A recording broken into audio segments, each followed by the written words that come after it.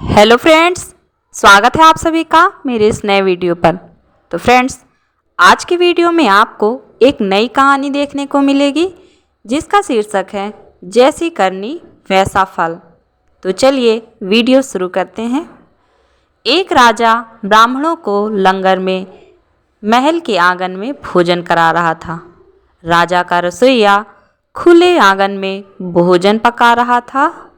उसी समय एक चील अपने पंजे में एक जिंदा सांप को लेकर राजा के महल के ऊपर से गुजरी।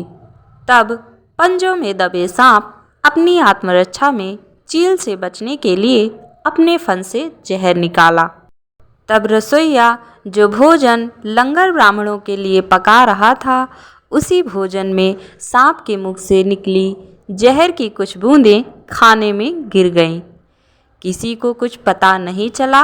फलस्वरूप वह ब्राह्मण जो भोजन करने आए थे, उन सब की जहरीला खाना खाते ही मौत हो गई। अब जब राजा को सारे ब्राह्मणों की मृत्यु का पता चला, तो ब्राह्मण हत्या होने से उसे बहुत दुख हुआ। ऐसे में अब ऊपर बैठे यमराज के लिए भी यह फैसला लेना मुश्किल हो गया कि इस पाप कर्म का फल किसके खाते में जाएगा। राजा, जिसको पता ही नहीं था कि खाना जहरीला हो गया है, या फिर रसोइया, जिसको पता ही नहीं था कि खाना बनाते समय वह कैसे जहरीला हो गया, या वह चील जो जहरीला सांप लिए राजा के ऊपर से गुजरी, या वह सांप जिसने अपनी आत्मरक्षा में जहर निकाला। यह मामला बहुत दिनों तक यमराज की फाइल में अटका रहा।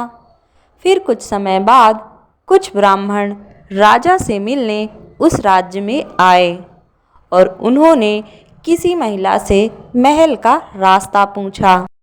उस महिला ने महल का रास्ता तो बता दिया, पर रास्ता बताने के साथ साथ ब्राह्मणों से ये भी कह दिया कि देखो भाई, जरा ध्यान रखना, वह राजा आप जैसे ब्राह्मणों को खाने में जहर देकर मार देता है।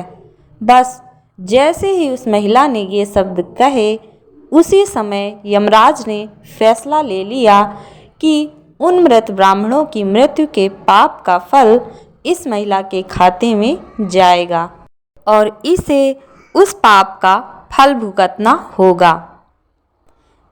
यमराज के दूतों ने पूछा, प्रभु ऐसा क्यों, जबकि उन मृत ब्राह्मणों की हत्या में उस महिला की कोई भूमिका भी नहीं थी। तब यमराज ने कहा कि भाई देखो, जब कोई व्यक्ति पाप करता है तब उसे बड़ा आनंद मिलता है, पर उन मृत ब्राह्मणों की हत्या से ना तो राजा को आनंद मिला, ना ही उस रसोइया को आनंद मिला, ना ही उस सांप को आनंद मिला, और ना ही उस चील को आनंद मिला, पर उस पाप कर्म की घटना का बुराई करने के भाव से बखान कर उस महिला को जरूर आनंद मिला। इसलिए राजा के उस अनजाने पाप कर्म का फल अब इस महिला के खाते में जाएगा। बस इसी के कारण आज तक जब भी कोई व्यक्ति जब किसी दूसरे के पाप कर्म का बखान बुरे भाव से बुराई करता है, तब उस व्यक्ति के पापों का हिस्सा उस बुराई करने वाले के खाते में ही डाल दिया जाता है। अक्सर हम जीवन में सोचते हैं कि हमने जीवन में ऐसा कोई पाप नहीं किया, फिर भी हमारे जीवन में इतना कष्ट क्यों आया। ये कष्ट और कहीं से नहीं, बल्कि लोगों की बुराई करने के कारण उनके पाप कर्मों से आया होता है, जो बुराई करते ही हमारे खाते में ट्रांसफ़र हो जाता है। इसलिए आज से ही मन में संकल्प कर लें कि किसी के भी और किसी भी पाप कर्म का बखान बुरे भाव से कभी नहीं करना है, यानी किसी की भी बुराई या चुगली कभी नहीं करनी है। लेकिन यदि फिर भी हम ऐसा करते हैं तो हमें भी उस महिला की तरह ही इसका फल आज नहीं तो कल जरूर भुगतना ही पड़ेगा। तो फ्रेंड्स, आपको ये कहानी कैसी लगी कमेंट में हमें ज़रूर बताएं, और यदि वीडियो पसंद आया हो तो वीडियो को लाइक और चैनल को सब्सक्राइब करना बिल्कुल भी ना भूलें।